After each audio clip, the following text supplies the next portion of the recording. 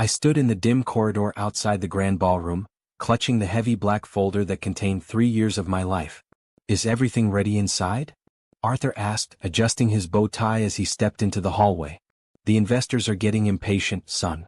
The board wants to sign the paperwork before dinner." "Everything is locked and loaded," I said, my voice steady despite the nervous pulse in my throat. "This contract secures Hayes Media for the next decade. We just need Clara here to sign as CEO." "Where is she?" Arthur looked down his watch, frowning. "The keynote presentation starts in 10 minutes. She said she was running a quick errand," I replied, pulling out my phone. "I'll call her again." "Don't let her delay this," Arthur warned gently, laying a hand on my shoulder. "You put 3 years of sleepless nights into these designs. Tonight is supposed to be your moment, and the wedding is only 2 months away. Keep your focus." "I will, Dad. Go ahead inside. I'll be right behind you." As Arthur walked back into the bustling ballroom, my phone chimed with an incoming media notification. It wasn't a call from Clara. It was a short video clip sent from a mutual friend's social media account. I tapped the screen and my breath caught instantly. The background noise of a roaring crowd blasted through the phone speaker. Clara was sitting in the front row of a packed local gymnasium, waving a homemade banner and screaming in utter ecstasy as her ex-boyfriend, Ethan, raised his arms in victory after winning a minor amateur martial arts match. She jumped out of her seat, throwing her arms around his neck, beaming with a pride she had never once shown for my work. She had completely forgotten our signing ceremony. The heavy folder felt weightless in my hands, as if the last 3 years of my devotion had suddenly dissolved into thin air. There was no anger at first, only a cold, hollow clarity that settled deep into my chest. I looked down at the engagement ring band in my pocket, then back at the glowing screen showing Clara laughing in Ethan's arms. I turned around, pushed open the double doors of the ballroom, and walked straight toward the main podium. The chatter of high-profile investors and corporate partners died down as I stepped under the sharp stage lights. "Where is Miss Vance?" Judge Sterling asked from the front panel, adjusting his reading glasses. "We were told the CEO would be delivering the opening remarks." "Clara Vance will not be attending tonight," I said, my voice echoing clearly through the microphone.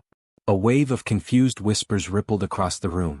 Arthur took a step forward from the VIP table, his eyebrows raised in concern. "Young man," Sterling said, leaning forward. "This multi-million-dollar government partnership requires the official signature of Hayes Media's executive leadership. If she isn't here to sign, where does that leave the design team?" "It ends right here," I said calmly. I opened the black binder, pulled out the primary master contract, and slid it directly into the podium shredder slot. The machine hummed loudly, chewing through months of my hard work in front of the entire audience. Gasps filled the room. "What are you doing?" Sterling exclaimed, standing up from his chair. "As the lead creator and owner of the intellectual property behind this framework," I replied, looking directly at the board, "I am officially canceling the deal. Hayes Media no longer has rights to this campaign." Without waiting for the room to descend into total chaos, I stepped down from the platform, walked past the stunned crowd of executives, and pushed through the heavy exit doors. The cool night air hit my face as I stepped out onto the marble staircase. Rain had begun to fall, slicking the pavement and cooling the burn in my chest. I pulled out my phone, pulled up Clara's contact profile, and deleted her number, our shared calendar, and every message history tied to her name. She was completely gone from my life. I walked down the steps toward the street, wiping the rain from my eyes, and dialed a number I hadn't called in 4 years. "Hello?"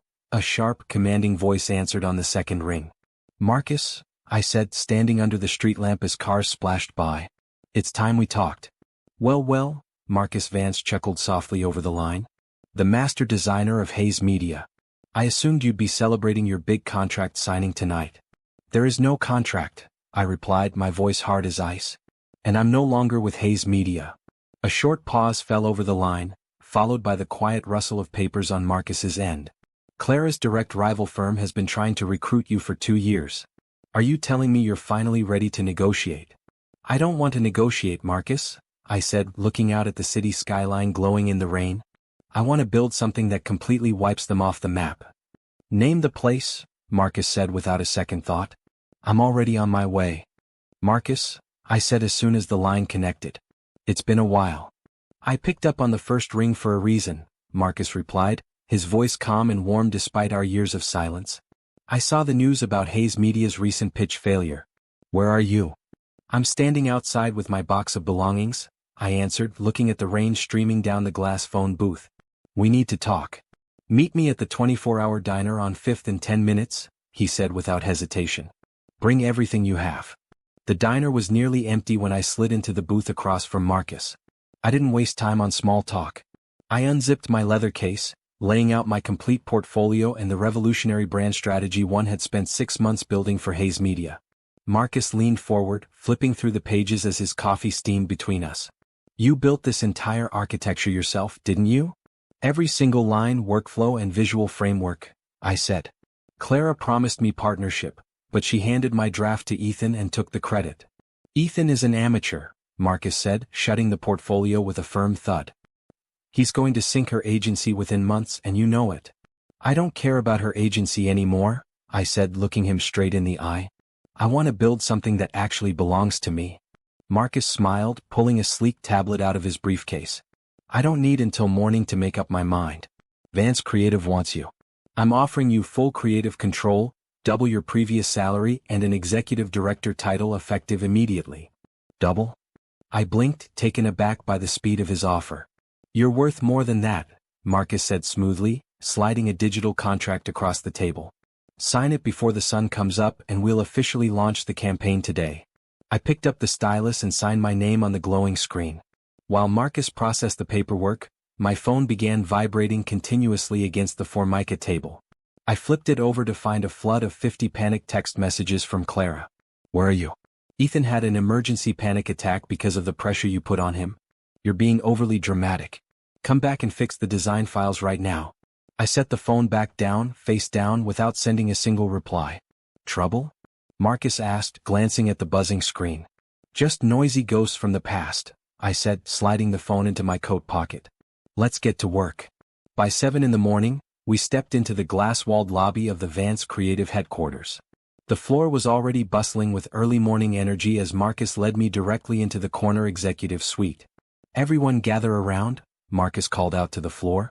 I want you to meet our new executive creative director. A sharp-eyed woman holding a tablet walked straight up to us, extending her hand with a professional smile. I'm Chloe Bennett, lead project manager. Marcus told me about your framework. Is it true you streamlined the multi-tier client routing model? It cuts revision turnarounds in half, I said, shaking her hand firmly. I have the full deployment files ready on my drive. Brilliant, Chloe said, turning to the surrounding team. You have 6 senior developers and 3 lead visual artists dedicated entirely to your group starting right now. Show us what you need. Let me get my workspace initialized, I said, feeling a surge of adrenaline that had been absent for years. By noon, Vance Creative issued an official press release across all major industry bulletins, announcing my hiring and my executive position alongside Marcus. The news sent immediate shockwaves through the local design community, triggering a barrage of calls to my personal line. My phone rang for the 10th time, Clara's name flashing brightly across the display. This time, I pressed the speaker button and set the phone on my desk. How could you do this to me? Clara screamed into the speaker, her voice trembling with a mixture of raw rage and utter confusion. You signed with our direct rival? After everything we built together? You didn't build anything, Clara, I said calmly, leaning back in my office chair. I built Hayes Media while you gave away my work to Ethan. Ethan was trying his best, she yelled, her voice breaking. We were a team. You can't just leave me like this in the middle of our biggest quarter. We're over, Clara, I said, my voice completely level. Professionally and personally. Do not call this number again. Before she could scream another word, I ended the call, set her contact to blocked, and looked up at Chloe, who was standing at my door with a fresh stack of project briefs. Ready to start the afternoon review? Chloe asked with a grin. Let me pull up the first blueprint, I replied, grabbing my stylus and stepping up to the interactive board. 3 signed contracts just sitting right there on your desk, Chloe said, setting down a stack of folders. Apex Logistics, Vantage Capital, and Horizon Health. Apex. I looked up from my screen, stunned. They were Clara's flagship account for 5 years. Were, Chloe corrected with a sharp smile. Their CEO called me personally this morning. He said without your back-end management, Hayes Media is total chaos. Invoices are late, server migrations failed, and their campaign designs look like amateur templates. I knew Ethan couldn't handle the infrastructure, I said, flipping through the fresh agreements. He only knew how to talk a big game. They're unraveling, boss, Chloe said, leaning against the doorway. Every major client they have left is looking for the exit sign.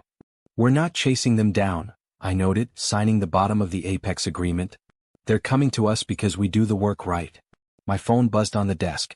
It was an unrecognized number, followed immediately by an intercom ping from the ground floor lobby of my apartment complex. Are you expecting someone? Chloe asked, frowning. No, I muttered, pressing the buzz button. Hello. It's me, Clara's voice cracked through the small speaker. Please just let me up. I need 5 minutes. How did you get this address, Clara? I asked, my grip tightening on the desk edge. That doesn't matter, she sobbed. I made a huge mistake. Ethan is completely out of my life, I swear it. I kicked him out of the office yesterday. Everything is falling apart without you. Please just come back to Hayes Media. We can fix this together. We're done, Clara, I said coldly. Do not come to my building again. I ended the call, leaving the lobby line dead. Walking over to the balcony edge, I looked down through the glass railing. Clara was standing on the sidewalk below, clutching her phone against her face, tears streaming down her cheeks in front of passing pedestrians. My phone chimed again, this time with a confidential security alert forwarded from my old Hayes Media Network log. Look at this, I said, showing the screen to Chloe, who had walked over to the glass doors. Is that Ethan's admin key? Chloe gasped, scanning the live transfer log. He's exporting the entire encrypted client database right now. He's selling their private list to pay off his personal gambling debts, I said softly, watching the file transfer counter hit 90%. He didn't get kicked out. He took what he needed and ran. Should we warn her? Chloe asked, looking down at Clara still crying on the pavement. I looked down at Clara's shrinking figure. A few weeks ago, this level of betrayal from her would have sent me into a violent spiral of rage. Now, staring at her broken composure, I felt no hatred at all. There was no burning desire for revenge, no satisfaction in her ruin, only a hollow, heavy sense of empty pity. No, I replied, pulling the balcony curtains shut. She chose to trust him with everything. She has to face the fallout. A heavy knock sounded at my main door, breaking the quiet atmosphere. I walked over and pulled it open to find my father, Arthur, standing in the hallway holding 2 paper coffee cups. I thought you might need a break, Arthur said, stepping inside and handing me a cup. You look like you've been carrying the world on your shoulders. Just watching old structures collapse, Dad, I said, taking a slow sip. Arthur glanced toward the closed balcony doors, then turned back to me with a steady, searching gaze. I heard about Clara coming down here. Are you holding up all right? I thought I wanted her to pay for what she did, I admitted, setting the cup down on the island counter. I thought taking her clients and watching her firm fall apart would make me feel whole again. Revenge is a cheap substitute for healing, Arthur said quietly, laying a strong hand on my shoulder. True strength isn't built on watching someone else burn, son. It's built on self-respect. It's about knowing your worth and moving forward regardless of who tried to tear you down. His words settled deep in my chest, clearing away the lingering fog of resentment that had clouded my focus for weeks. He was right. Clara's choices were her own burden to carry, and my future shouldn't be defined by her mistakes. Thanks, Dad, I said, feeling a genuine lightness in my breath for the first time in months. I needed to hear that. Now go back to work, Arthur smiled, patting my shoulder before heading toward the living room. You have an industry to conquer. I walked back over to my drafting board, picking up the digital stylus with a steady hand. The lingering pain, the betrayal, and the frustration didn't vanish entirely, but they transformed. I took all that residual energy, all those late nights of quiet endurance, and channeled them directly into the blank canvas in front of me. Lines began to flow across the interface, bold, innovative, and unapologetic. I wasn't designing to prove Clara wrong anymore. I was designing to build something magnificent for myself. This wasn't just another project. It was going to be the absolute greatest campaign of my career. The glare of the spotlight washed over the main stage of the industry panel, casting a sharp light across Clara's face as she grabbed the microphone. Before we move to questions, Clara said, her voice echoing through the filled auditorium, I need to address an issue of ethics. My former senior designer, standing right there in the third row, abandoned Hayes Media right before a major product launch. A quiet hush fell over the audience. I felt Marcus stiffen beside me, but I kept my posture straight and my gaze fixed on her. Clara, Chloe spoke up, stepping forward into the aisle light with her tablet raised. Let's be completely transparent about why that departure occurred. Clara sneered into the microphone. There is no excuse for leaving a firm in the middle of a critical deadline. The records say otherwise, Chloe replied smoothly, holding up the screen so the panel host could view the log files. Our former director didn't abandon the company. You missed 3 consecutive corporate submission dates because you were away on personal trips, leaving the entire workload unmanaged. Murmurs rippled through the rows of executives. Clara's face flushed a deep, bright red as the panel host leaned forward to review Chloe's shared file history. Is this accurate, Ms. Vance? The host asked, frowning into his headset. These timestamp delays show clear administrative neglect on your end. Clara fumbled with her notes, her voice trembling. Those dates are misleading. Ethan can explain the scheduling structure. She turned toward the front row, looking frantically for Ethan. Ethan, stand up and show them the internal routing logs. The seat next to her empty briefcase was completely vacant. Where is he? Clara whispered, lowering the microphone slightly as panic crept into her eyes. He was supposed to hold the reserve accounts. Marcus leaned toward me and whispered, check the private board bulletin. It just updated. I pulled out my phone and tapped the security feed update. Look at this, Chloe. Chloe glanced down at my screen, her eyes widening. He didn't just leave the panel. Ethan liquidated her entire company reserve account 2 hours ago. What? Clara gasped, overhearing Chloe's words from the edge of the low platform. She practically scrambled off the stage, dropping her microphone with a loud, ringing screech. What did you just say? He's gone, Clara, I said, my voice steady and completely devoid of anger. Ethan emptied the Hayes Media accounts and left town. No, that's impossible. Clara pulled out her phone, her hands shaking so violently she nearly dropped it onto the carpeted floor. She dialed rapidly, putting the receiver to her ear. Pick up. Ethan, pick up right now. The call went straight to an automated voicemail system. She tried again, her breath coming in ragged, terrified hitches. He took everything, she whimpered, staring blankly at the dark screen of her phone as the realization shattered her composure. The entire operational buffer. All of it. He was using you from the very beginning, Chloe said softly, though there was no pity in her tone. Everyone in the industry saw it except you. Clara fell back against the edge of the stage, tears smudging her dark eyeliner as she looked across the aisle at me.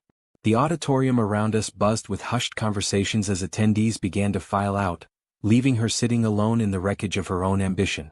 I thought he cared about the business, Clara sobbed, looking directly into my eyes for the first time all evening.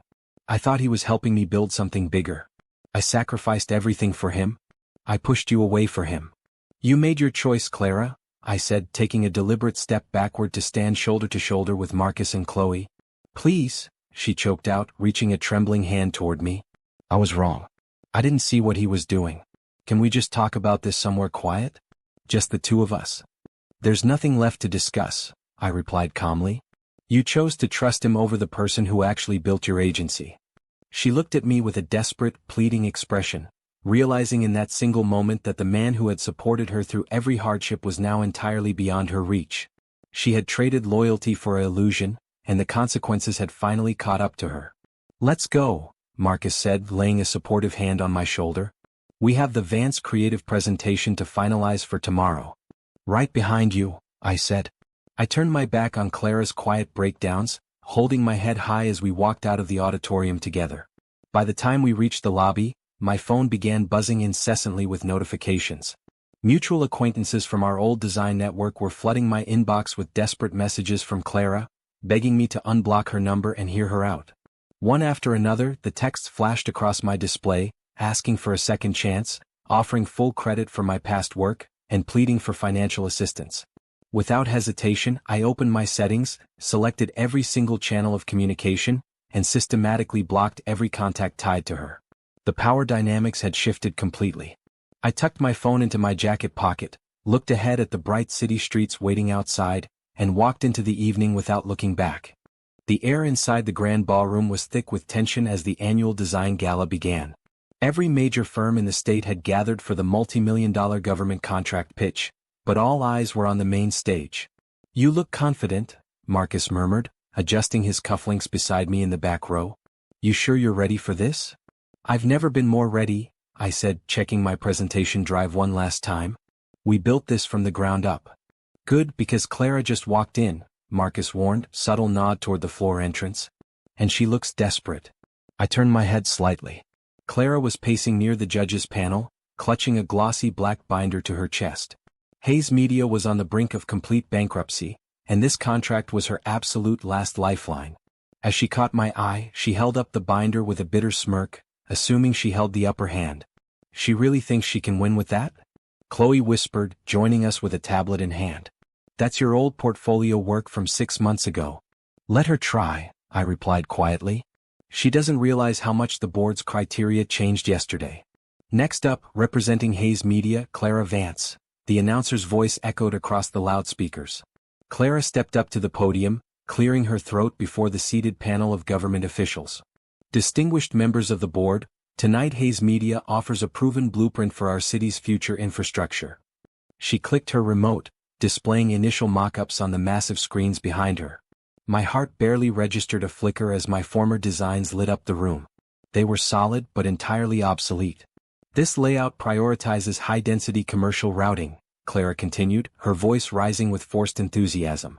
It relies on traditional structural models that guarantee safe, steady implementation. Judge Sterling raised a hand, interrupting her mid-sentence. Ms. Vance, this concept relies on static zoning models.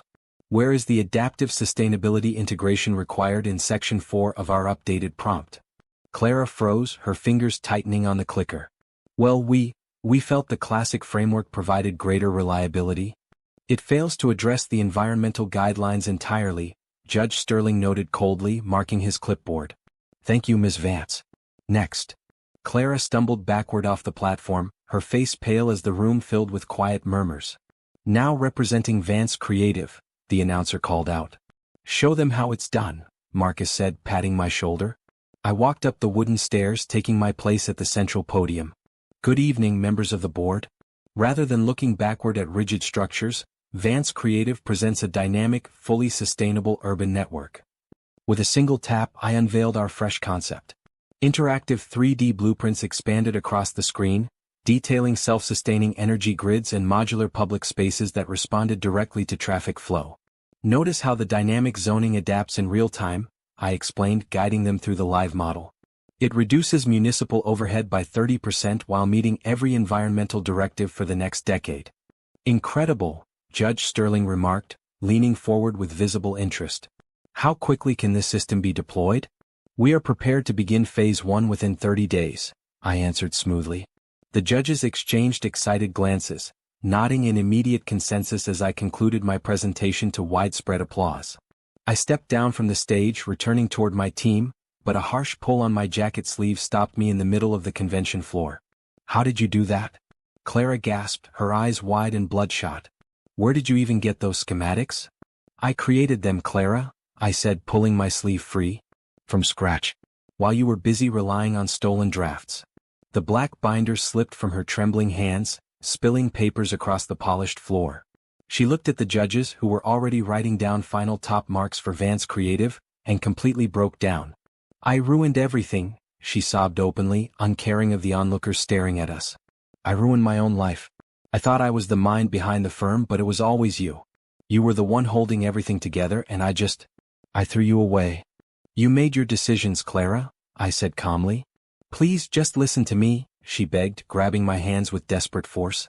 Give me a second chance. We can merge the firms. We can fix this together just like we used to. I'll fire Ethan tonight. I'll make everything right, I swear. I looked down at her hands, then directly into her panicked, tear-stained eyes. The anger I had carried for months simply evaporated, replaced by a cold, clarity-filled silence. You chose Ethan when it actually mattered, I said softly, stepping backward out of her reach. And now you have to live with that choice.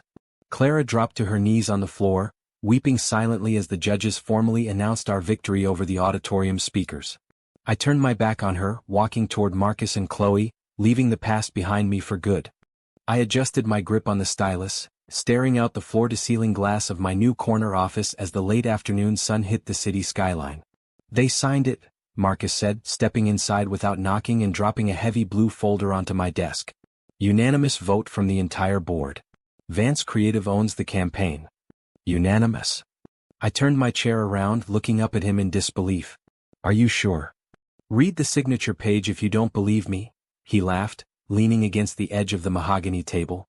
Every single executive put their name on that line. You did it, man. You officially brought us into the big leagues. I flipped open the folder, my eyes tracing the dark ink at the bottom of the page. We did it, Marcus. All of us. Chloe poked her head through the open doorway holding 3 paper cups. Did I hear that right? Did we actually win the entire contract? Every last bit of it, I said, a massive weight lifting off my chest. No revisions, no secondary pitches. They bought the full vision. I knew it. Chloe rushed into the room, handing a cup to Marcus and one to me before setting down her own. I told you that midnight redesign on the preliminary logo was going to pull them in. It was brilliant, Marcus admitted, raising his cup in a silent toast. To the newest, most sought-after creative director in the city. To the team, I corrected, clinking my cup against theirs. We built this from nothing over these past few months. I couldn't have pulled this off without either of you. Speaking of building from nothing, Chloe said, setting her drink down on the side table, did you hear the news about Hayes Media? I paused, looking at her over the rim of my cup. No. What happened? They officially shut down operations this morning, Chloe said softly, watching my reaction carefully. Liquidation sale is next week. The whole company is completely dissolved. Is Clara still trying to salvage the remaining accounts? I asked, keeping my voice steady. Not anymore, Marcus chimed in, crossing his arms. My contact over there said she packed up her apartment 3 days ago. She moved back to her hometown up north. No announcement, no new agency lined up. She's starting over from scratch in total obscurity. I looked down at the dark liquid in my cup, waiting for the familiar surge of resentment or bitter satisfaction to hit my chest. Nothing came. The burning rage, the restless nights, and the desperate desire for payback that had consumed every corner of my mind for months were simply gone. Are you okay? Chloe asked, stepping a little closer to my desk. Yeah, I said, offering her a genuine smile. I really am. For the first time in a very long time. Good, Marcus said, slapping my shoulder gently. Because we have a mountain of kickoff meetings starting tomorrow morning, and you're the one running the show. Give me 10 minutes to wrap up here, and I'll meet you both in the main conference room, I replied. Take your time, Chloe said with a nod, turning to follow Marcus out toward the hallway. We'll set up the presentation boards. As the heavy wooden door clicked shut behind them, the room fell into a quiet, peaceful silence. I walked back toward the edge of my desk and picked up a small silver frame resting right next to my tablet. Inside was a photograph taken just last week. Marcus laughing at something off camera, Chloe holding up a ridiculous draft schematic, and me standing between them, smiling directly into the lens. I remembered the night I walked out of Hayes Media holding a box of my belongings in the pouring rain, feeling completely broken. Back then, I thought escaping Clara was just about fleeing a toxic relationship and a dead-end position where my work was constantly exploited. I thought my entire drive was fueled by proving her wrong. Standing here now, looking out over the sprawling city, I realized the truth. Leaving wasn't about revenge at all. It was the exact moment I finally learned to value myself, my craft, and my worth as a person. I set the framed photo back down in the center of the desk, right next to the active graphics display. The screen glowed softly with a blank white digital canvas, waiting for the first stroke of a new project. There were no leftover files from Hayes, no lingering ghosts of old failures, and no bitter memories holding back my hand. I picked up my stylus, feeling the comfortable weight of it between my fingers. I smiled down at the clean white interface, took a deep, clear breath, and began designing my future.